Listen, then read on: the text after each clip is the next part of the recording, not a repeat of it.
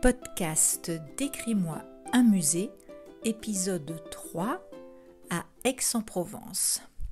Donc aujourd'hui, c'est un podcast dit improvisé parce que mes missions me mènent à Aix-en-Provence, la ville de Cézanne, et je tombe dans la rue sur une sculpture en pied, en bronze, une grande sculpture donc du peintre. Donc évidemment je vais vous la décrire et si vous allez sur place, eh bien n'hésitez pas à la toucher dans la mesure où elle est dans l'espace public au niveau de la rotonde, c'est-à-dire une très grande place ronde qui est un peu une porte d'entrée vers l'hypercentre d'Aix et notamment le célèbre cours Mirabeau.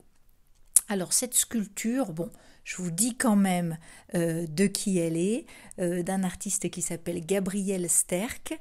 Elle date de 2006. 2006, elle avait été faite pour les 100 ans de la mort de Paul Cézanne et elle mesure 2,25 m de haut.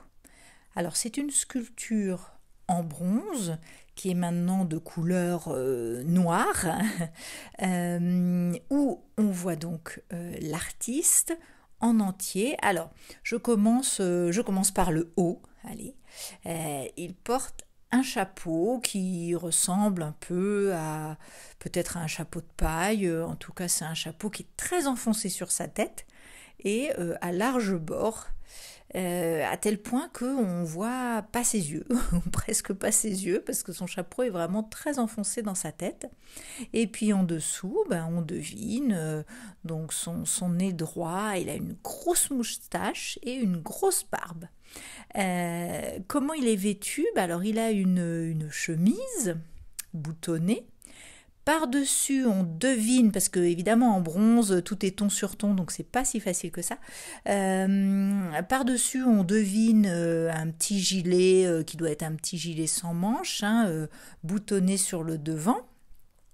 Donc il est quand même chic, même si il est, à mon avis, en partance dans la nature pour aller poser son chevalet.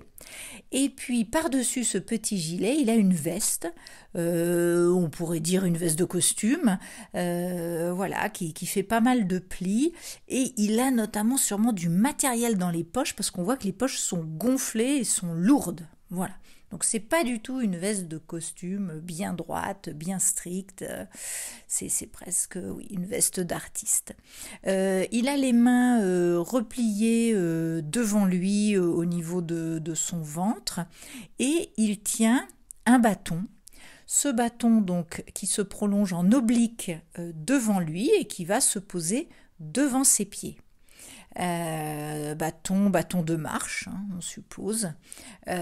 S'il devait grimper les montagnes des Alpilles, il avait peut-être besoin d'un bâton pour s'aider sur les chemins caillouteux. Alors, il a un pantalon long, mais au niveau de sa posture, sa jambe gauche est devant, droite, et à l'arrière, sa jambe droite est légèrement repliée au niveau du genou. Donc on a vraiment l'impression qu'il est en train de marcher. Dernière chose, qu'est-ce qu'il a dans le dos ?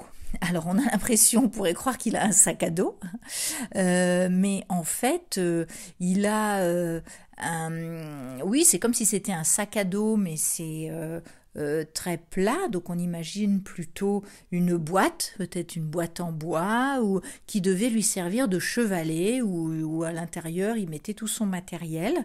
Donc c'est rectangulaire, presque carré, mais il le tient comme un sac à dos. Et au-dessus de cette boîte, à l'horizontale, il y a des petits bâtonnets. Donc au début, je me suis dit c'est des pinceaux, mais non, c'est pas des pinceaux, parce que déjà c'est quand même assez long, ça traverse toute la largeur de ses épaules, et ça devait être plutôt les pieds du chevalet qu'il allait poser dans la nature. Voilà pour cette sculpture. À bientôt!